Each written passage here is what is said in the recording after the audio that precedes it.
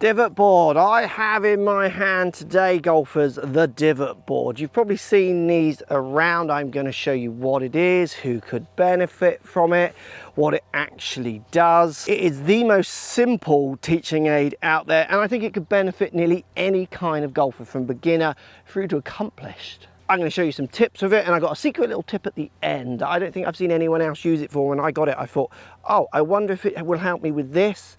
And it does. Now, if you like the review and you find it useful, hit that like button down below. Down below as well, you're going to find a link, and if you use my code coming up here, there is a cheeky little discount for you as well if you're interested in buying this item. If you're not and you're just here to learn, stay around. We're going to show you what this could do for your golf.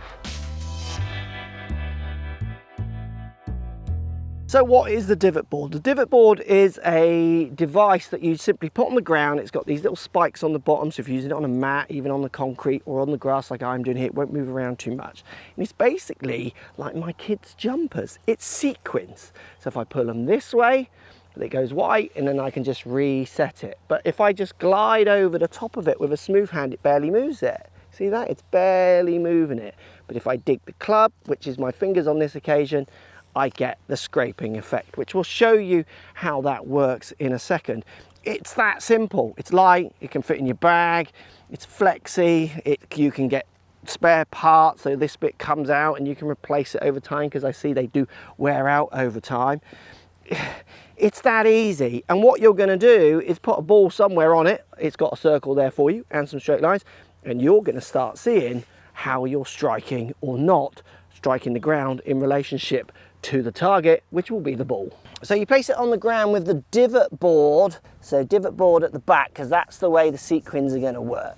You could put a ball on there and I could literally hit a shot, so I could hit one from there, or what lots of people could do, if you haven't got time to be out of the course like I am here, I can now practice landing the club, practice where I hit the ground in the garden, in the office, at home, wherever. So I'm going to address this ball, make a practice swing. I've got a 9-iron here.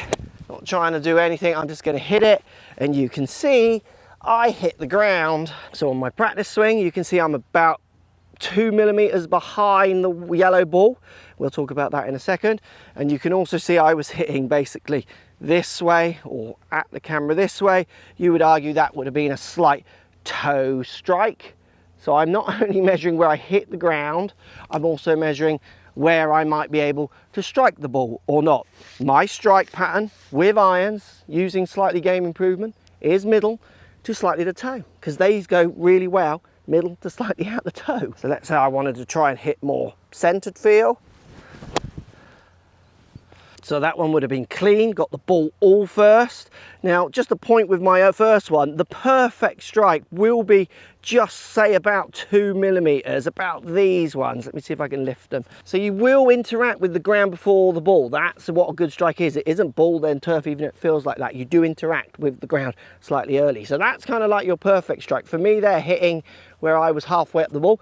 That's more my fin strike, and on that one I was trying to move it forward again to show you the difference. Also, that one was a little bit more centered to a little bit more straight on the way through, even though you did see the stripe was going to the left. We'll talk about why that is in a second, because I think people are getting that wrong, even some of the reviewers on this product. Now out here on the ground, I can put a ball out here. I could hit one if I want, see if there's any difference.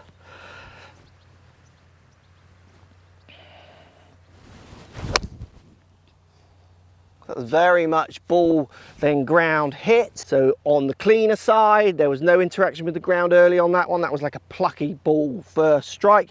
And you can see again, it's ball forward of the marker.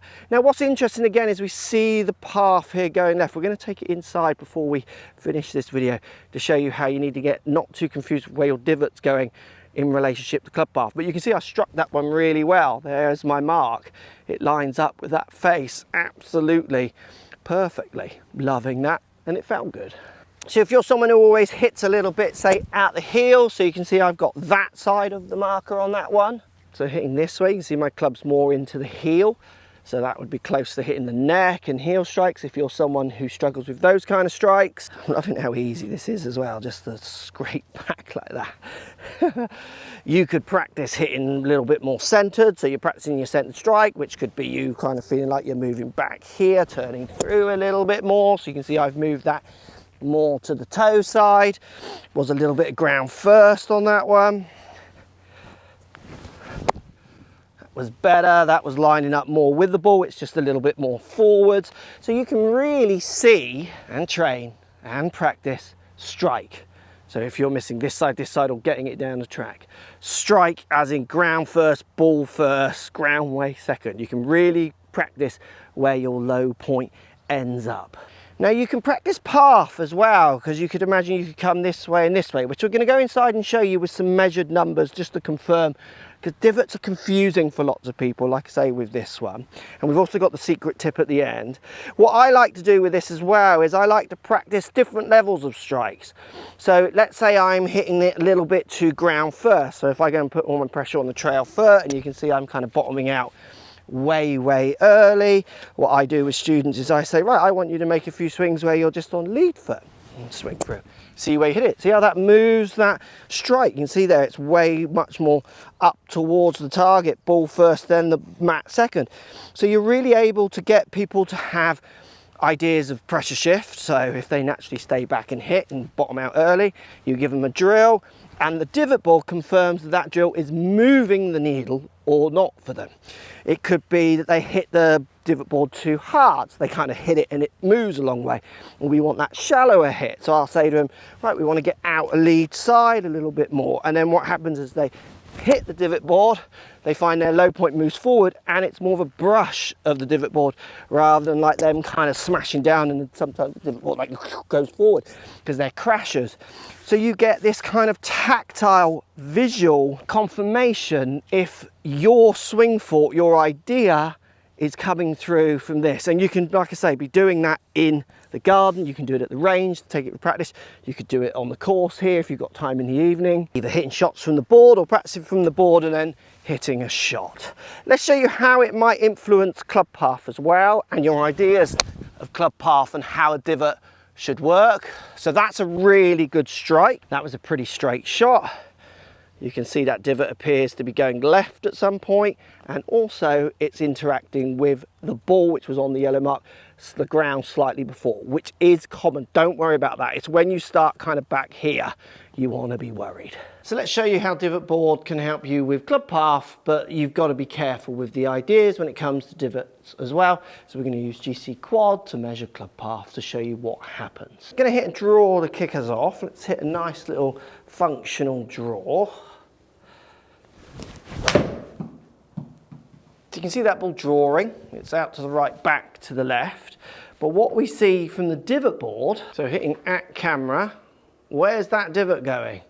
So hitting this way, or if we flip it around, I'm not sure, let's go this way. So hitting this way, where's that divot going in your mind? Where is that going? Is it going out to the right, slightly into the left? Well, you can see it's quite straight here, then going into the left on the way through. Path was 3.5 in to out. Now I'm going to hit a little fade, so like a functional fade. So starting left, moving back a little, would like it to move more, but it's definitely fading in the air. And again, you're going to see the divot board, the path hitting your way now is going, you know, straight to slightly left because it's a curve. The club path is a curve as we hit the shot. So going this way, it's doing an arc. So be very careful thinking you need to get your divot going out to the right, or you think you need your divot going more to the left if you're trying to hit draws and fades. Because the divot is happening ideally after you've hit the ball. So you do actually want your divot generally coming back in towards the left. But if I was to hit one like big slings, let's put a lot of curvature on this in a draw fashion. We're going to try and draw this like quite heavily. So you can see that one really turning. I reckon my club path is going to be like 8 in to out. We now see the divot looking like it's going more to the right. I have to push my path extreme ways to get it to feel like it's going out to this corner. But still, I mean, this part is relatively straight looking, and there's still got, if there was sequins on this side, there would be curvature as well. Yeah, and that's 9 in to out to get that divot board looking like it's going in any way more to the right. And I think this is a common misconception with golfers. So I think the divot board can help with path, but if you're someone trying to get your divot out to the right, what that tends to do for people is make them bottom out really early and they hit fats. That's generally what they do, because you're just tilting the arc that the club does so heavily from this side that it bottoms out early. So don't be too heavy trying to get your divots out to the right or to the left. You need to get your divots going relatively looking straight, and then they will return to the left, because remember, it's doing that curve. I would be using it for strike. Too heavy, too late, not touching the board. Secret little tip. Let's show you what I did with this the first thing I got it, and I think it's amazing for this. Secret little tip to finish them.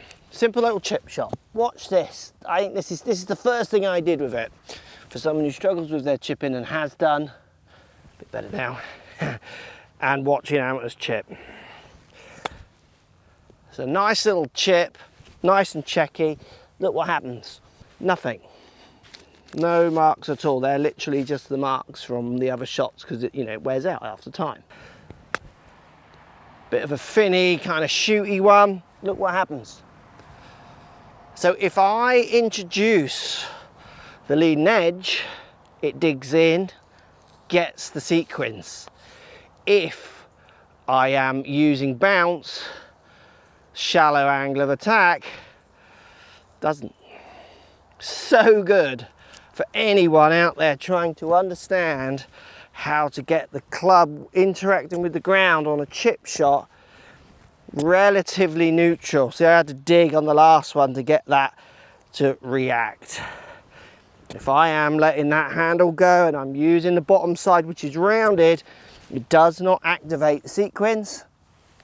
I'm using the bounce, I get a nicer relaxed kind of nippy little chip. Oh, and again, no marks on the divot board. Loving that. Secret little hack to use it. Remember, link down below if you want to save some money on this item, if it is something you are interested in. If it's not, hopefully you just learned something about strike there. Thanks for watching.